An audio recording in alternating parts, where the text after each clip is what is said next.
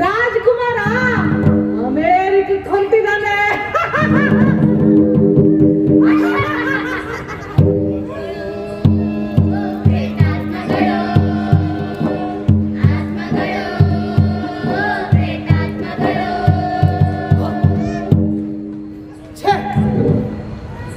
ಎಂತ ದರಿದ್ರ ಊರಿ, ಬೆಳಿಗ್ಗೆ 6 ಗಂಟೆಯಿಂದ ನಡ್ಕೊಂಡು ಹೊಂಟೀನಿ.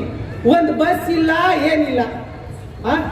ಈ ಮಧ್ಯರಾತ್ರಿಲಿ ಹೈವೇ ರೋಡಿಗೆ ನಡ್ಕೊಂಡು ಹೋಗಿ ಅಲ್ಲಿಂದ ಬೆಂಗಳೂರಿಗೆ ಹೋಗಿ ಬೆಂಗಳೂರಲ್ಲಿ ಫ್ಲೈಟ್ ಹತ್ಬೇಕು. ಈ ರಸ್ತೆಗಳು 1ನೇ ಶತಮಾನದ್ದು. ರೋಡ್ ತುಂಬಾ ಬರೀ ಟೆಗ್ಗು. ಈ ಕಡೆ ಒಂದು ಟ್ಯಾಕ್ಸಿನೂ ಬರಲ್ಲ. ಯಾಕಂದ್ರೆ ಇದು ಇಂಡಿಯಾ ಅಲ್ವಾ? ಅದೇ ಅಮೇರಿಕ ಆಗಿದ್ರೆ ಹೀಗಾಗಿರ್ತಿತ್ತ? ನಾನು ಹೇಳಿಲ್ವಾ ಅಮೇರಿಕಕ್ಕೆ ಹೊರಟಿದ್ದಾನೆ ಅಂತ? ರಾಜ್ಕುಮಾರ ಪ್ರಯಾಣ ಬೆಳೆಸಿದ್ದಾನೆ. ಯಾರಿದ್ದೀರಿ ನೀವು? ಒಳ್ಳೆ ಕ್ಯಾಬ್ ಬರೀಬೇಕು, ಅದಕ್ಕೆ ಈ ಲಗೇಜ್ ಹೊರಟಿದೆ. ಯಾರಿ ನೀವು? ನನ್ನನ್ನೇ ಪ್ಯಾಕೇಜ್ ಅಂತೀರಾ? ಯಾರಿ ನೀವು? ಹೌದು, ಮತ್ತೆ ಲಗೇಜ್ ನಲ್ಲಿರೋ ವಸ್ತುಗಳನ್ನೆಲ್ಲ ಬಳಸಿ ಬಿಸಾಡೋ ಹಾಗೆ ನಿನ್ನಲ್ಲಿರೋ ರಕ್ತನೆಲ್ಲ ಹೀರ್ಕೊಂಡು ಜೀವಂತ ಶವವಾಗಿ ವಾಪಸ್ ಕಳಿಸ್ತಾರೆ. ನಿನಗೂ ವಸ್ತುಗಳಿಗೂ ಏನು ವ್ಯತ್ಯಾಸ ಇಲ್ಲ. ಯಾರಿ ನೀವು? ಬಾಯಿ ಬಂದಂಗೆಲ್ಲ ಮಾತಾಡ್ತೀರಾ? ಧೈರ್ಯ ಇದ್ರೆ ನನ್ನ ಎದುರು ನಿಂತು ಮಾತಾಡಿ. ಇವ್ರಿಗೇನು ಅಮೇರಿಕದ ಬಗ್ಗೆ ಗೊತ್ತು? ದೂರದ ಬೆಟ್ಟ ನುಣ್ಣಗೆ ಅಂತಾರಲ್ಲ, ನರಕದ ಬೆನ್ನು ಹತ್ತಬೇಡ ಕಂಡ, ನರಕದ ಬೆನ್ನು ಹತ್ತಬೇಡ. ಇಲ್ಲೇನು ದೇವೇಂದ್ರನ ಸ್ವರ್ಗ ಇದೆಯೋ? ಇಲ್ಲೇನು ದೇವೇಂದ್ರನ ಸ್ವರ್ಗ ಇದೆಯೋ? ಅದೇ ಅಮೇರಿಕಾದಲ್ಲಾಗಿದ್ರೆ ಕೈ ತುಂಬಾ ಸಂಬಳ, ಕೆಲಸಕ್ಕೆ ತಕ್ಕಂತೆ ಪಗಾರು. ಕೆಲವು ವರ್ಷಗಳಲ್ಲಿ ನಮ್ಮ ಕಷ್ಟಗಳನ್ನೆಲ್ಲ ಹಾಗೆ ಕರಗಿಸ್ಕೋಬಹುದು. ಕಷ್ಟಗಳು ಕರಗಿ ಹೋಗ್ತಾವೋ ಅಥವಾ ನೀನೇ ಕರಗಿ ಹೋಗ್ತೀಯೋ? ಯಾರಿ ನೀವು? ಸುಮ್ಮನೆ ಆವಾಗಿಂದ ನನ್ನ ತಲೆ ತಿಂತಿದ್ದೀರಾ. ನಿಮ್ ಕೂಡ ಹರಟೆ ಹೊಡ್ಕೊಂಡು ಕುಂದ್ರಕ್ಕೆ ನನಗೆ ಸಮಯ ಇಲ್ಲ. ನಾಯಿನ್ ಹೋಗ್ತೀನಿ. ಸ್ವಲ್ಪ ನಿಲ್ಲು. ನಾವ್ ಯಾರು ಅಂತ ನಿನಗೆ ಹೇಳ್ತೀವಿ, ನಮ್ಮ ಕಥೆನೂ ನಿನಗೆ ಹೇಳ್ತೀವಿ. ನೀನೇ ಏನಾದ್ರೂ ಪರಿಹಾರ ಸೂಚಿಸು. ಮಗಳು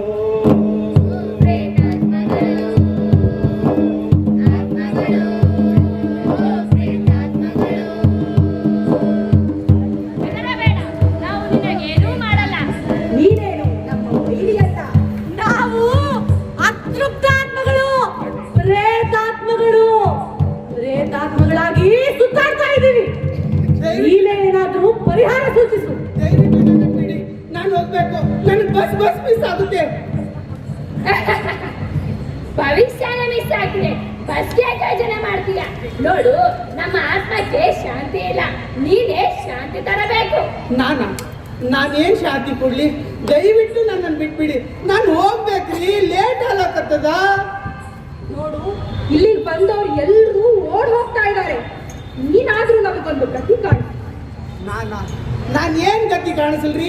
ಕಣ್ಣಿಗೆ ಕಾಣಿಸಲ್ ಹೋಗಿರಿ, ಗತಿ ಕಾಣಿಸು, ಶಾಂತಿ ಕೊಡು, ಅದು ಇದು ಅಂತಿಲ್ಲತ್ತಿ ನಾನಿಲ್ಲಿ ಹೋಗ್ತೀನಪ್ಪ.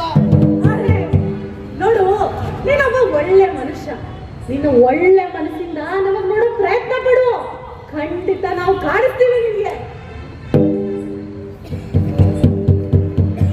ಓ, ನಾನು ಇಷ್ಟೊಂದು ಮಾತಾಡಿದ್ದು ಈ ಆತ್ಮಗಳ ಜೊತೆನಾ? ಹೌದೌದು, ಪ್ರೇತಾತ್ಮಗಳ ಜೊತೆ. ಓಹೋ, ಪ್ರೇತಾತ್ಮಗಳು. ನನ್ಗೆ ನಿಮ್ ಜೊತೆ ಇಷ್ಟೊತ್ತು ಮಾತಾಡಿದ್ಮೇಲೆ ನಿಮ್ ಕತೆ ಖರೇನೂ ಕೇಳ್ಬೇಕು ಅನಿಸ್ತಾ ಇದೆ. ಸರಿ, ಹೇಳಿ ನಿಮ್ ಕತೆ ಏನು ಅಂತ. ಕೇಳು, ನಮ್ಮೂವರ ಕಥೆನೂ ಕೇಳು, ಅದಕ್ಕೊಂದು ಪರಿಹಾರ ಸೂಚಿಸು. ನಾನೊಬ್ಬ ಪಬ್ಲಿಕ್ ಸೆಕ್ಟರ್ ಉದ್ಯೋಗಿಯಾಗಿದ್ದೆ. ತುಂಬಾ ನೆಮ್ಮದಿಯಾಗಿದ್ದಿದ್ರು ಜೀವನ ಹೇಗೋ ನಡೀತಾ ಇತ್ತು. ನನಗೆ ಬರ್ತಿದ್ದ ಸಂಬಳದಲ್ಲಿ ಮನೆಗೆ ಮಕ್ಕಳ ಓದಿಗೆನೆ ಹೆಚ್ಚು ಖರ್ಚಾಗ್ತಾ ಇತ್ತು. ಒಂದು ಸಣ್ಣ ಟಿವಿ ತಗೋಬೇಕಾದ್ರೂ ತಿಂಗಳಾನುಗಟ್ಟಲೆ ಹಣ ಕೂಡಿಡಬೇಕಾಗಿತ್ತು. ದಿನ ಫ್ಯಾಕ್ಟ್ರಿಗೆ ಬಸ್ನಲ್ಲೇ ಹೋಗ್ತಾ ಇದ್ದೆ.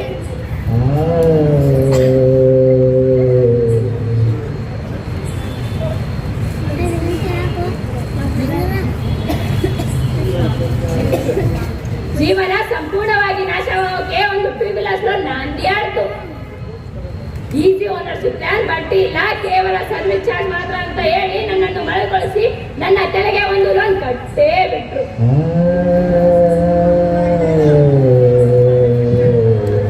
ಇದು ಇಲ್ಲಿಗೆ ಮುಗಿಲಿಲ್ಲ. ನನ್ನ ಮಗ ಸಿಟಿ ಪಾಸ್ ಆಗಿದ್ದನ್ನು ಅದು ಹೇಗೋ ತಿಳಿದುಕೊಂಡ ಬ್ಯಾಂಕ್ನವರು ನನ್ನ ಮನೆಗೆ ಧಕ್ಕೆ ಹಾಕಿದ್ರು.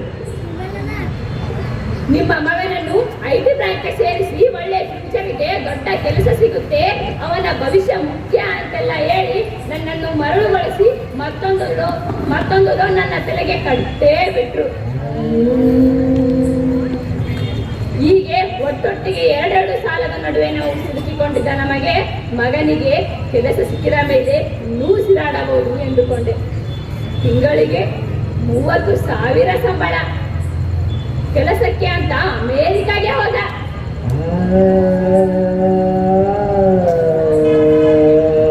ಆದರೆ ರಜೆಗೆ ಅಂತ ಮನೆಗೆ ಬಂದಿದ್ದಾಗ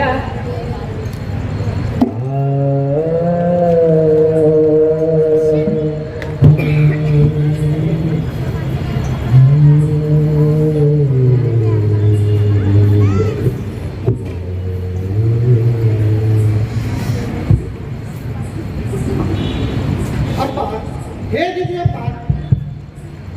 ಚೆನ್ನಾಗಿದ್ದೀನಿ. ನೀನ್ ಹೇಗಿದ್ದೀಯಾ? ನಾನು ಚೆನ್ನಾಗಿದ್ದೀನಪ್ಪ. ಅಪ್ಪ VRS ತಗೊಂಡಿದ್ಯಾ? ಅಕ್ಕನ ಮದುವೆ ಕೂಡ ಆಯ್ತು. ಇವಾಗಾದ್ರೂ ಆರಾಮಾಗಿರಪ್ಪ. ಆಮೇಲೆ ಅಪಾರ್ಟ್ಮೆಂಟ್ ಡಿಪಾರ್ಟ್ಮೆಂಟ್ ಅಂತ ಕೆಲ್ಸಕ್ಕೆ ಹೋಗ್ಬೇಡ. ದುಡಿಯೋದಂತೂ ನಿಲ್ಸ್ಬಿಡು. ಇವಾಗ ನಾನು ದುಡಿತೀನಿ. ಸಾವು ಬಗ್ಗೆ ಚಿಂತೆ ಮಾಡಬೇಡ. ಇವಾಗಾದ್ರೂ ಆರಾಮಾಗಿರು.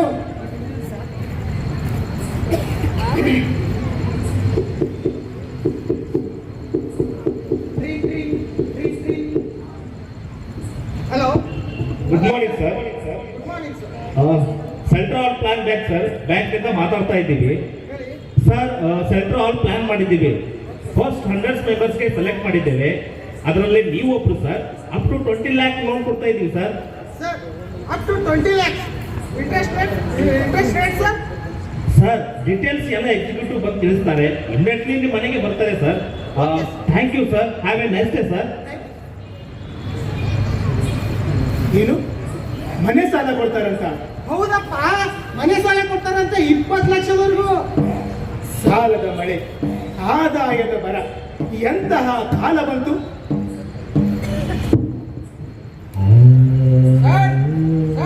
ಅಪ್ಪ, ಬ್ಯಾಂಕ್ನವರು ಬಂದೇ ಬಿಟ್ಟು ಅನ್ಸುತ್ತೆ. ಸರ್ ಬನ್ನಿ. Hello sir. Hello hello sir. Hello, ನಾವು ಸಿತಾರನ್ ಸೆಂಟ್ರಲ್ ಬ್ಯಾಂಕಿಂದ ಬರ್ತಾ ಇದ್ದೀವಿ ಸರ್. ಮನೆ ಲೋನ್ ಕೊಡೋದಕ್ಕೆ ಅಪ್ ಟು 20 lakhs ವರೆಗೂ. ಈಗಿರೋ ಸಾಲನೇ ಸಾಕು, ಈ ಮನೆ ಸಾಲ ಬೇರೆ ಬೇಕಾ? ಬಾಡಿಗೆ ಮನೆಯಲ್ಲಿ ಆರಾಮಾಗಿದ್ದೀವಿ. ಸರ್, ಈ ಬಾಡಿಗೆ ಮನೆ ಸಾಹಸ ಮಾತ್ರ ಮಾಡಬೇಡಿ ಸರ್. ಈ ಮನೆ ಹುಡುಕೋದು, ಟೋಕರಾವಳಿ, ಮನೆ ಶಿಫ್ಟಿಂಗ್ ಅಂತ ಹೇಳಿ ಹಲವಾರು ಆಸ್ಪತ್ರೆಗಳು. ನೀವು ಒಂದು ಲೋನ್ ತಗೊಳ್ಳಿ, ನಿಮ್ದೇ ಆದಂತ ಒಂದು ಸ್ವಂತ ಮನೆನ ತಗೊಳ್ಳಿ ಸರ್. ಅವಾಗ ಈ ಆಸ್ಪತ್ರೆನೇ ಇರಲ್ಲ. ಪರವಾಗಿಲ್ಲ ಬಿಡಿ, ಅಡ್ಜಸ್ಟ್ ಮಾಡ್ಕೊಂಡು ಹೋದ್ರೆ ಆಯ್ತು. ಸರ್ ಇದು ಇಂಥ ಒಳ್ಳೆ ಆಫರ್ ನಾನು ಮಿಸ್ ಮಾಡ್ಕೋಬೇಡಿ ಸರ್, ಮತ್ತೆ ಸಿಗೋದೇ ಇಲ್ಲ. ಅದು ಕಡಿಮೆ ಇಂಟ್ರೆಸ್ಟ್ ರೇಟಲ್ಲಿ ಕೊಡ್ತಾ ಇದ್ದೀವಿ ಸರ್. ಈ ಜಾಮದಲ್ಲಿ ಲೋನ್ ಕೊಡಿ ಅಂತ ಆ ಬ್ಯಾಂಕಿಗೆ ಜನ ಮುಗಿಬಿಡ್ತಾರೆ. ಅಂಥದ್ರಲ್ಲಿ ನಿಮ್ಗೆ ಮನೆ ತನಕ ಬೇಕಿದೆ ಸರ್. ಹೇಳಿ ಸರ್ ನಿಮ್ಮ ತಂದೆವು. ಸರ್ ಬಡ್ಡಿ ಎಷ್ಟಾಗುತ್ತೆ ಸರ್? ಸರ್ ಬಡ್ಡಿ 6% ಇಂದ ಶುರು ಆಗುತ್ತೆ. ಇದರಲ್ಲಿ ಇನ್ನೊಂದು ಅನುಕೂಲ ಕೂಡ ಇದೆ. ನಮ್ಮ RBIನವರು ಅವಾಗ ಬಡ್ಡಿನ ಕಡಿಮೆ ಮಾಡ್ತಾರೆ. ಈ ಬೆನಿಫಿಟ್ನ ನಾವು ಕಸ್ಟಮರ್ಸ್ಗೆ ಕೊಡ್ತಾ ಇದೀವಿ. ಇದೊಂಥರ adjustable mortgage loan sir. Mortgage loan ಒಂದ್ ವೇಳೆ ಬಡ್ಡಿ ಜಾಸ್ತಿ ಆದ್ರೆ ಸರ್? ಇದನ್ನೆಲ್ಲ ಯಾಕೆ ಯೋಚನೆ ಮಾಡ್ತಾ ಇದ್ದೀರಾ ಸರ್? ಇದರಲ್ಲಿರೋ ಬೆನಿಫಿಟ್ನ ಯೂಸ್ ಮಾಡ್ಕೊಳ್ಳಿ, ಇದರಲ್ಲಿರೋ ಅನುಕೂಲಗಳನ್ನ ಯೂಸ್ ಮಾಡಿ. ಯಾಕಂದ್ರೆ ನಿಮ್ಗೆ ಆದಂತ ಒಂದು ಸುಂದರವಾದ ಮನೆ ಇರುತ್ತೆ. ನಿಮ್ ತಂದೆಗೆ ಮನೆನ ಪ್ರೊಜೆಕ್ಟ್ ಮಾಡ್ದಂಗೆ ಆಗುತ್ತೆ. ನೀವು ಎಲ್ಲೇ ಹೋದ್ರು ಒಂದು ನಿಮ್ಮ ಮನೆ ಸ್ವಂತ ಮನೆಗೆ ಬರ್ಬೇಕಲ್ವಾ sir? There is nothing like a home sir. There is nothing like a home sir. ನಾನಿನ್ ಬರ್ತೀನಿ ಸರ್. Okay sir.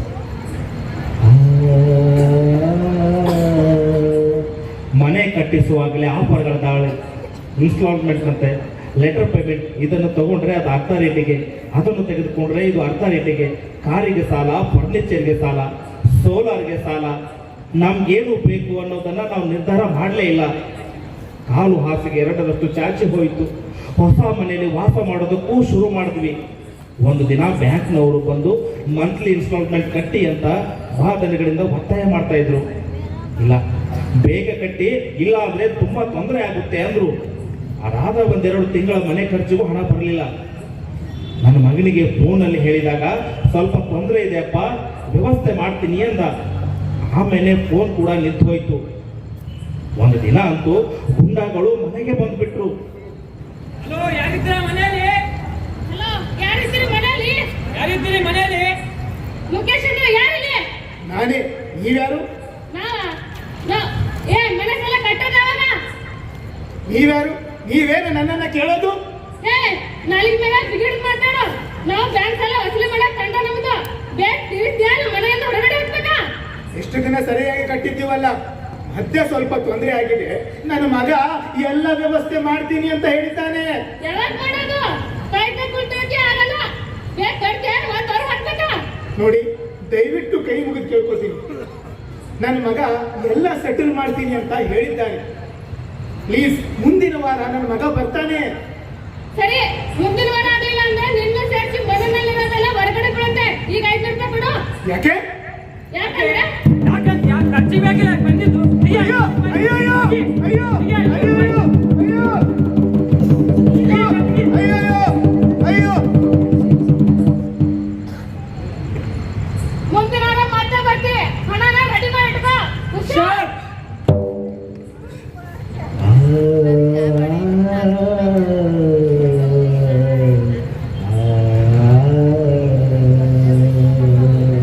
ಅಂಕಲ್ ನಮಸ್ತೆ. ಅಂಕಲ್ ನಮಸ್ತೆ. ಹೇಗಿದ್ಯಪ್ಪ? ಚೆನ್ನಾಗಿದ್ದೀನಿ ಅಂಕಲ್. ನೀನ್ ಒಬ್ನೇ ಬಂದಿದ್ಯಾ? ಅವನು ಬಂದಿಲ್ವಾ? ಇಲ್ಲ ಅಂಕಲ್, ಅವನು ಬರಲಿಲ್ಲ. ಯಾಕೆ ಬರ್ಲಿಲ್ಲ? ಏನ್ ಹೇಳುದು ಅಂಕಲ್, ಕೆಲವು ತಿಂಗಳ ಹಿಂದೆ ಕೆಲಸವನ್ನು ಕಳೆದುಕೊಂಡ. ಅದರಿಂದ ತುಂಬಾ ಬೇಜಾರು ಮಾಡಿಕೊಂಡ. ಮತ್ತೆ ಎಷ್ಟೇ ಕಷ್ಟಪಟ್ಟರು ಒಳ್ಳೆ ಕೆಲಸ ಸಿಗಲೇ ಇಲ್ಲ ಅಂಕಲ್. ಈ ವಿಷಯ ನಮಗೆ ಅವನು ಹೇಳೇ ಇಲ್ವಲ್ಲ? ಹೌದು ಅಂಕಲ್, ನೀವುಗಳು ಬೇಜಾರಾಗ್ತೀರಂತ ಈ ವಿಷಯ ನಿಮ್ಗೆ ತಿಳಿಸಲಿಲ್ಲ. ಒಂದಷ್ಟು ದಿನ ಪೆಟ್ರೋಲ್ ಬಂಕ್ ನಲ್ಲಿ ಕೆಲಸ ಮಾಡ್ತಿದ್ದ. ಸಾಲ ತೀರ್ಸೋದಕ್ಕೆ ಆಗೋದಿಲ್ಲವೆಂದು ಬೆಳಗ್ಗೆ ಪೇಪರ್ ಹಾಕೋದು, ಮಧ್ಯಾಹ್ನ ಬಂಕ್ ನಲ್ಲಿ ಕೆಲಸ ಮಾಡುದು, ರಾತ್ರಿ ರೆಸ್ಟೋರೆಂಟ್ ನಲ್ಲಿ ಕೆಲಸ ಮಾಡ್ತಿದ್ದ. ಇದರಿಂದ ತುಂಬಾ ಡಿಪ್ರೆಸ್ ಆಗ್ತಿದ್ದ. ಅವನಿಗೆ ಯಾವಾಗಲೂ ಸಾಲದ ಯೋಚನೆ. ಈ ಒಂದು ವಾರದ ಹಿಂದೆ ಬಂಕ್ ಕೆಲಸನೂ ಹೋಯ್ತು. ಈಗ ಎಲ್ಲಿದ್ದಾನೆ? ಹೇಗಿದ್ದಾನೆ? ಬರೋದಕ್ಕೆ ಹೇಳು. ನಾವು ತುಂಬಾ ಬಲವಂತ ಮಾಡಿದೇವು ಅಂಕಲ್. ನಮ್ಮ ಮಾತು ಕೇಳ್ತಾನೆ ಇರ್ಲಿಲ್ಲ. ನಾವು ಫ್ರೆಂಡ್ಸ್ಗಳು ದುಡ್ಡು ಅಡ್ಜಸ್ಟ್ ಮಾಡಿಕೊಂಡು ಕರ್ಕೊಂಡ್ ಬರಕಂತ ಪ್ಲಾನ್ ಮಾಡಿದ್ವಿ. ಮತ್ತೆ ಯಾಕೆ ಬರ್ಲಿಲ್ಲ? ಇಲ್ಲ ಅಂಕಲ್, ಅವನಿನ್ನು ಬರಲ್ಲ. ಯಾಕೆ ಬರಲ್ಲ? ಮೊನ್ನೆ ಅವನ ಮನೆಗೆ ಹೋದಾಗ ಏನಾಯ್ತು? ಮನೆಗೆ ಹೋದಾಗ ಏನಾಯ್ತು? ಅವನು ಆತ್ಮಹತ್ಯೆ ಮಾಡಿಕೊಂಡ ಅಂಕಲ್. ಅವನು ಆತ್ಮಹತ್ಯೆ ಮಾಡಿಕೊಂಡ. ಅಯ್ಯೋ ಅಯ್ಯೋ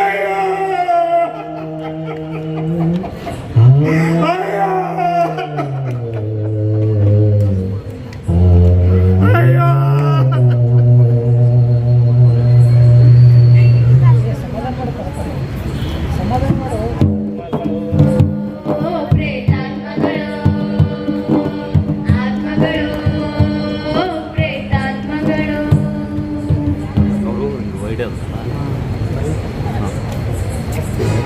ದುಃಖವನ್ನು ನನಗೆ ತಡೆಯೋದಿಕ್ಕಾಗಲಿಲ್ಲ. ಮನೆ ಮಠ ಕಳೆದುಕೊಂಡು ಬೀದಿ ಬಿಕಾರಿಯಾಗುವ ದೃಶ್ಯವನ್ನು ಕಲ್ಪಿಸಿಕೊಳ್ಳಲಿಕ್ಕೂ ಸಾಧ್ಯವಾಗಲಿಲ್ಲ. ಸಾವಿಗೆ ಶರಣಾದೆ. ಎಂತ ಕೆಲಸ ಆಯ್ತು? ಇಂಡಿಯಾದಿಂದ ಅಮೆರಿಕ ಹೋದವ್ರಿಗೆ ತುಂಬಾ ಬೆಲೆ ಇದೆ ಅಂತ ಕೇಳಿದ್ದೆ.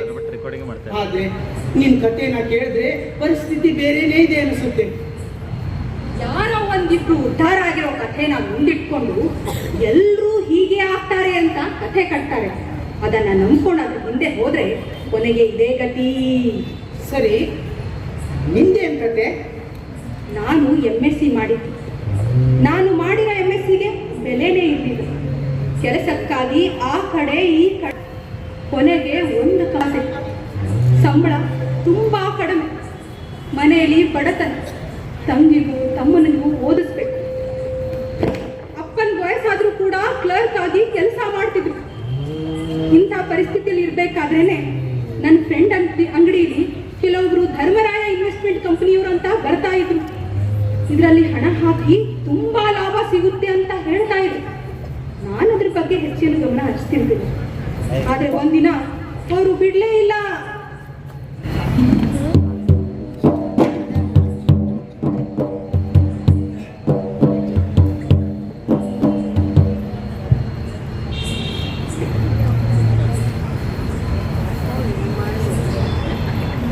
ನೋಡಿ ಸರ್, ಸ್ವಲ್ಪ ಯೋಚನೆ ಮಾಡಿ. ನೀವು ಇನ್ವೆಸ್ಟ್ಮೆಂಟ್ ಮಾಡಿದ್ದು ಬರೀ 5,000. ನೀವು ಹೆಚ್ಚು ಜನರನ್ನ ಸೇರಿಸ್ತಾ ಹೋದಾಗೆ ನಿಮ್ಮ ಆದಾಯನೂ ಜಾಸ್ತಿ ಆಗ್ತಾ ಹೋಗುತ್ತೆ. ಬೇಕು ಅಂದ್ರೆ ನೀವು ಹೆಚ್ಚು ಇನ್ವೆಸ್ಟ್ಮೆಂಟ್ ಮಾಡಬಹುದು. ನೀವು ನಿಮ್ಮ ಕಂಪನಿಯಲ್ಲಿ ಕತ್ತೆ ಕೊರ ದುಡಿದ್ರು ಇದರ ಅರ್ಧದಷ್ಟು ಹಣ ಬರಲ್ಲ ಸರ್. ಮೇಡಮ್, ಇದೆಲ್ಲ ಏನ್ ಗ್ಯಾರಂಟಿ? ಎಂತ ಪ್ರಶ್ನೆ ಕೇಳ್ತೀರಾ ಸರ್? ಇದ್ರಲ್ಲಿರೋರೆಲ್ಲ ದೊಡ್ಡ ದೊಡ್ಡ ಜನ ಇದ್ದಾರೆ. ಈ ಶೇರ್ ಮಾರ್ಕೆಟ್ ಜ್ಯೋತಿಷ್ಯ ಬಿರುದು ಪಡೆದಾರೆ ನೋಡ್ರಿ, ಅವರು ಈ ಕಂಪನಿನ ನಡೆಸ್ತಾ ಇದ್ದಾರೆ. 5,000 ಅನ್ನೋದು ನಮ್ಗೆ ಹೊಟ್ಟೆ ಬಂತು. ಮೊದಲೇ ನಾವು ಕಷ್ಟದಲ್ಲಿದ್ದೀವಿ. ಅದರಲ್ಲಿ ನಮ್ಗೆ ಬರುವಂತ ಸಂಬಳದಲ್ಲಿ ಇದು ಅಸಾಧ್ಯ ಮೇಡಮ್. ಮೊದಲ ಕಷ್ಟ ಆಗುತ್ತೆ ಸರ್. ನೀವು ಆಗೋದಿಲ್ಲ ಅನ್ಕೊಂಡ್ರೆ ಅದು ಆಗೋದೇ ಇಲ್ಲ. ನೀವು ನಿಮ್ಮ ತಂದೆ ಬಗ್ಗೆ ಯೋಚನೆ ಮಾಡಿ. ಅವರು ಈ ವಯಸ್ಸಿನಲ್ಲಿ ಕ್ಲರ್ಕ್ ಆಗಿ ದುಡಿಬೇಕಾ? ನಿಮ್ಮ ತಮ್ಮ ತಂಗಿ ಭವಿಷ್ಯ ಏನ್ ಸರ್? ನೀವು ಇದ್ರೊಳಗಡೆ ಸೇರ್ಕೊಂಡ್ರೆ ನಿಮ್ಮ ತಮ್ಮ ಮತ್ತು ತಂಗಿ ಇಂಜಿನಿಯರಿಂಗ್ ಓದಿಸ್ಬೋದು, ಮೆಡಿಕಲ್ ಸಹ ಓದಿಸ್ಬೋದು ಸರ್. ಹೌದು ಸರ್, ನಿಮ್ ತಂದೆ ಕೂಡ ಮನೆಯಲ್ಲಿ ಆರಾಮಾಗಿರ್ಬೋದು. ಆದ್ರೆ 5,000 ಎಲ್ಲಿಂದ ತರೋದು? ನೀವು ನಿಮ್ಮ ತಂದೆನ ಕೇಳಿ ಸರ್, ಅವರು ಖಂಡಿತ ಕೊಡ್ತಾರೆ. ಪ್ರತಿಯೊಬ್ಬ ತಂದೆಗೂ ತನ್ನ ಮಗ ಚೆನ್ನಾಗಿರ್ಬೇಕು ಅನ್ನೋ ಆಸೆ ಇರುತ್ತೆ. ನೀವು ಅವರನ್ನ ಒಪ್ಪಿಸ್ಬೇಕು ಅಷ್ಟೇ. ಇಲ್ಲ, ಅವ್ರ ಹತ್ರ ಹಣ ಇಲ್ಲ. ಹಾ, ಒಂದ್ ಐಡಿಯಾ. ಎಲ್ಲಿಯಾದ್ರೂ ಹೋಗಿ ಒಂದ್ 5,000 ಸಾಲ ತಂದ್ಬಿಡಿ.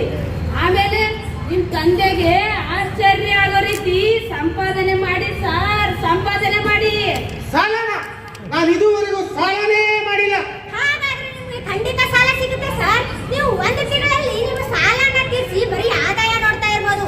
ನಮ್ಮಲ್ಲಿ ಮೇಲಕ್ಕೆ ಹೋದಷ್ಟು ಆದಾಯ ಜಾಸ್ತಿ ಸರ್, ಆದಾಯ ಜಾಸ್ತಿ. ಹಂಗೋ? ಹಾಗಾದ್ರೆ ಪ್ರಯತ್ನ ಪಡ್ತೀನಿ. ಪ್ರಯತ್ನ ಅನ್ಬೇಡಿ ಸರ್, ಪ್ರಯತ್ನ ಅನ್ಬೇಡಿ. ಮಾಡೇ ಮಾಡ್ತೀನಿ ಅಂತ ನಿರ್ಧಾರ ಮಾಡಿ. ಖಂಡಿತ ಅದು ಹಾಗೆ ಆಗುತ್ತೆ. ನಮ್ಮಲ್ಲಿ MD ಸರ್ ಅವರು ಬಂದೇ ಬಿಟ್ರು ಅನ್ಸುತ್ತೆ. ಬನ್ನಿ ಸರ್. Welcome to everybody.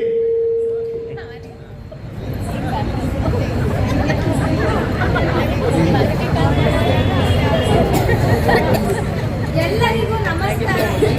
ಎಲ್ಲರಿಗೂ ನಮಸ್ಕಾರ. ಈ ಸಭೆ ಕುರಿತು MD ಅವರು ಒಂದೆರಡು ಮಾತನಾಡಬೇಕೆಂದು ವಿನಂತಿಸಿಕೊಳ್ಳುತ್ತೇನೆ.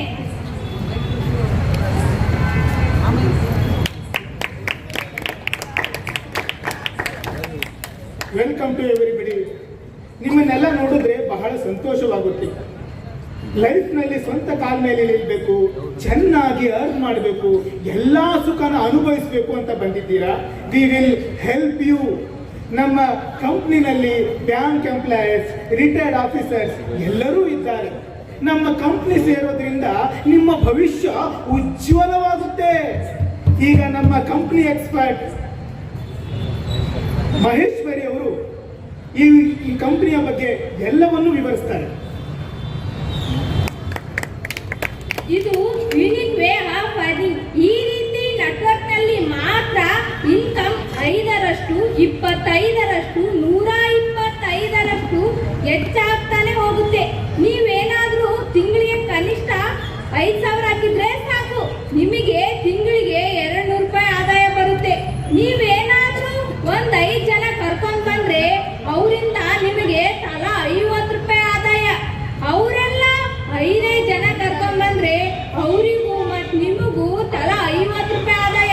ನಿಮ್ ಕೆಳಗಡೆ ಜನ ಜಾಸ್ತಿ ಆದಷ್ಟು ನಿಮ್ಮ ಆದಾಯ ಹೆಚ್ಚಾನೆ ಹೋಗುತ್ತದ್ರಿ.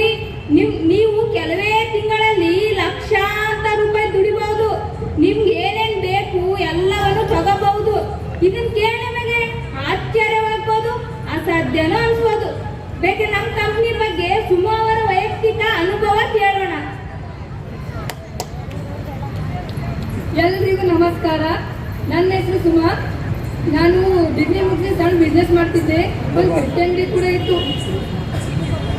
ನನಗೆ ಅದರಿಂದ ಜಾಸ್ತಿ ಆದಾಯ ಬರ್ತಿರ್ಲಿಲ್ಲ. ಆಮೇಲೆ ನನಗೆ ಈ ಧರ್ಮರಾಯ ಕಂಪ್ನಿ ಪರಿಚಯವಾಯಿತು. ಅದರಲ್ಲಿ 10,000 ರೂಪಾಯಿ ಇನ್ವೆಸ್ಟ್ ಮಾಡಿ ತುಂಬ ಲಾಭ ಆಗುತ್ತೆ ಅಂತ ಹೇಳಿದ್ರು. ಕೆಲವರು ಬೇಡ, ಅದರಲ್ಲಿ ಲಾಸ್ ಆಗುತ್ತೆ ಅಂದರು. ನಾನು ಯೋಚನೆ ಮಾಡಿ ಅವ್ರನ್ನೆಲ್ಲ ಒಪ್ಪಿಸಿ ನಾನು 10,000 ರೂಪಾಯಿ ಇನ್ವೆಸ್ಟ್ ಮಾಡಿದೆ. ಈಗ ನನಗೆ ಅದರಿಂದ ಬರ್ತಾ ಇರೋ ಆದಾಯ ಅಂದರೆ ನಾನು ಕಾರ್ ತಗೊಂಡಿದ್ದೀನಿ. ನನ್ನ ಮಕ್ಕಳನ್ನ ನಾನು ಇಂಟರ್ನ್ಯಾಷನಲ್ ಸ್ಕೂಲಲ್ಲಿ ಓದಿಸ್ತಾ ಇದ್ದೀನಿ. ನನಗೆ ತುಂಬ ಲಾಭ ಆಗಿದೆ.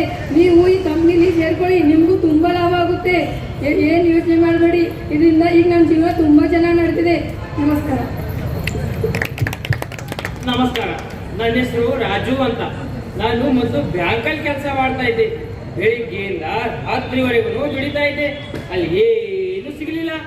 ಆದರೆ ಈ ಕಂಪ್ನಿ ಜಾಯ್ನ್ ಆದಮೇಲೆ ಮನಸ್ಸಿಗೆ ನೆಮ್ಮದಿನೂ ಸಿಗುತ್ತೆ, ತಿಂಗಳಿಗೆ ಲಕ್ಷಾನುಗಟ್ಟಲೆ ಆದಾಯನೂ ಬರುತ್ತೆ. ನೀವು ಕೂಡ ಈ ಕಂಪ್ನಿ ಸೇರ್ಬೋದಂತೀನಿ.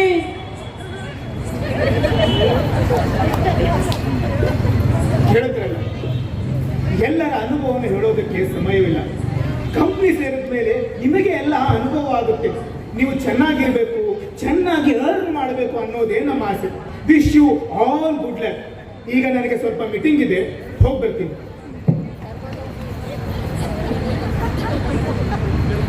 ಅಲ್ಲ, ನಮ್ಮಿಂದ ತಗೊಂಡಿರೋ ಅಷ್ಟೊಂದು ಹಣ ಇವ್ರು ಏನ್ ಮಾಡ್ತಾರೆ?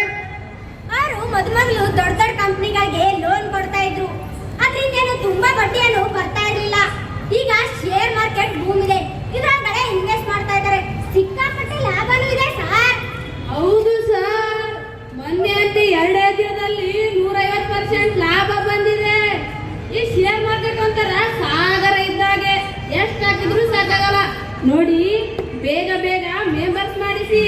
ನೀವು ಜೀವನದಲ್ಲಿ ಡೆಫಿನೆಟ್ ಆಗಿ ಮೇಲಕ್ಕೆ ಹೋಗ್ತೀರಾ.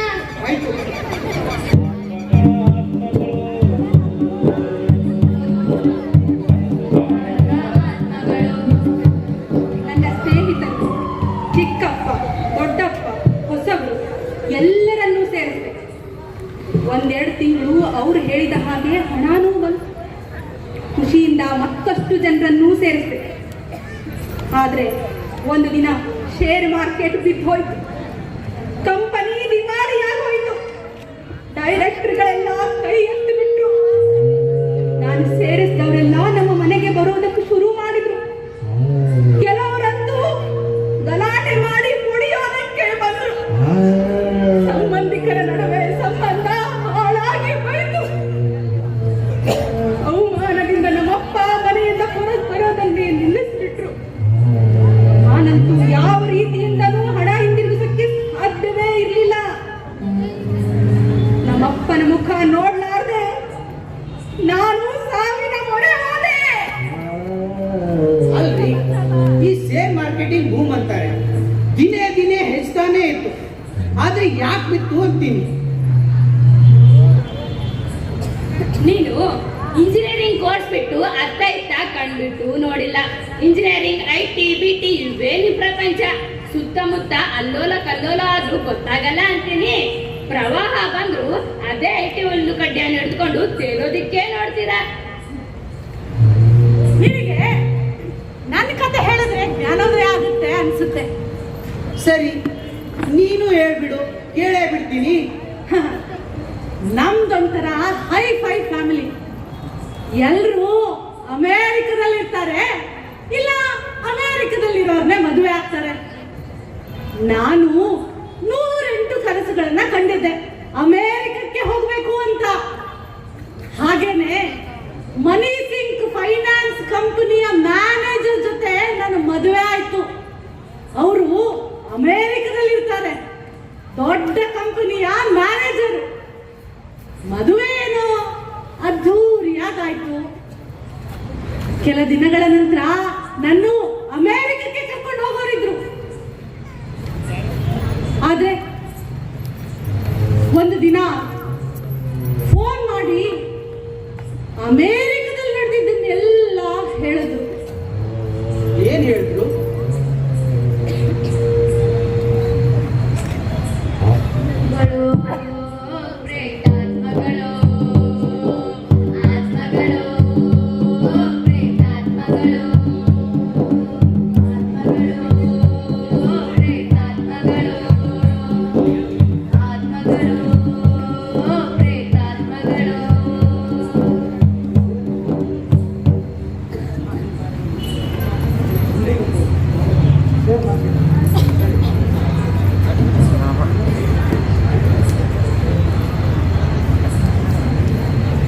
ಮನಿ ಸಿಂಗ್ ಕಂಪ್ನಿ MD ಆಗಿ ನಿಮ್ಮೆಲ್ಲರಿಗೂ ಈ ಸಭೆಗೆ ಸ್ವಾಗತಿಸುತ್ತಿದ್ದೇನೆ. Heartly welcome to all of you.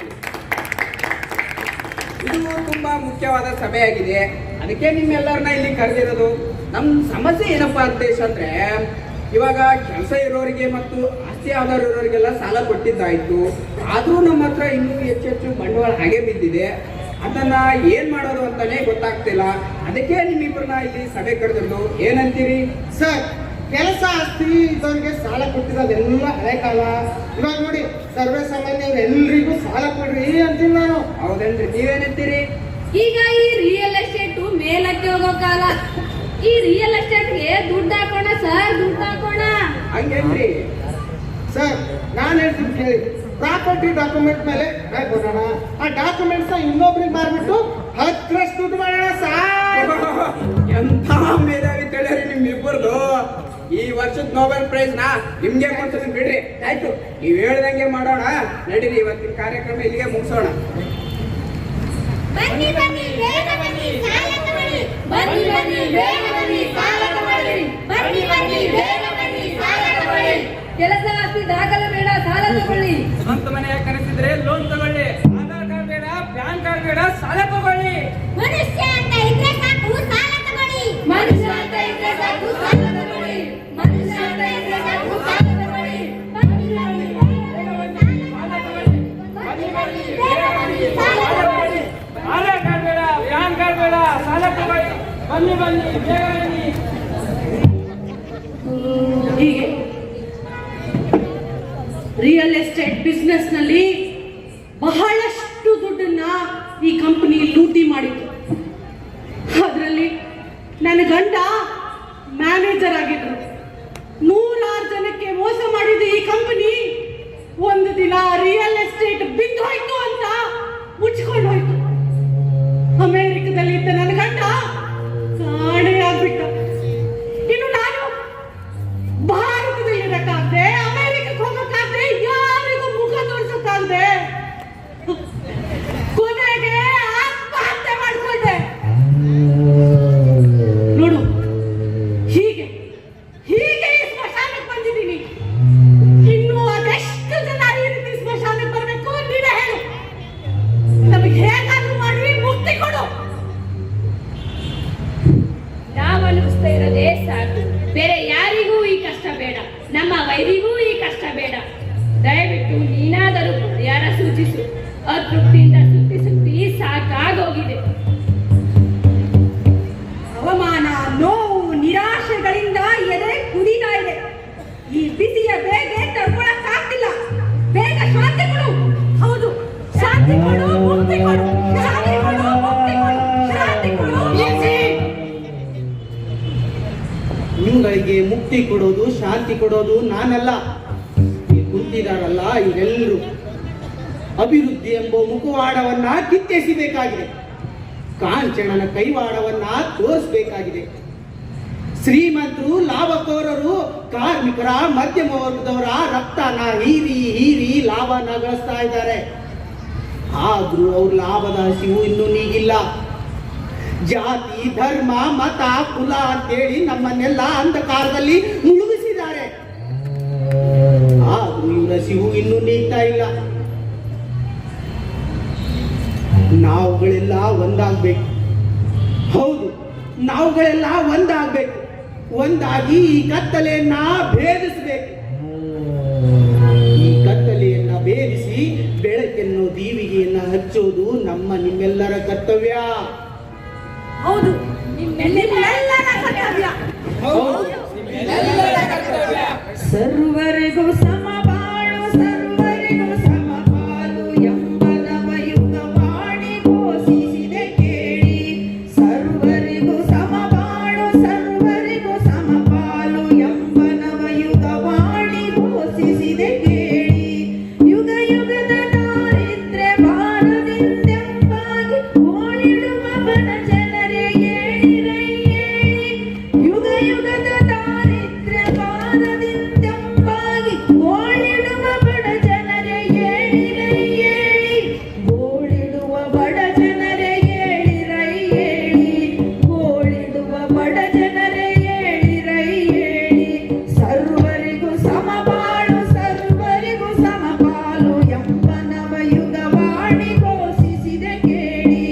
ಘೋಷಿಸಿದೆ ಕೇಳಿ. ಘೋಷಿಸಿದೆ ಕೇಳಿ.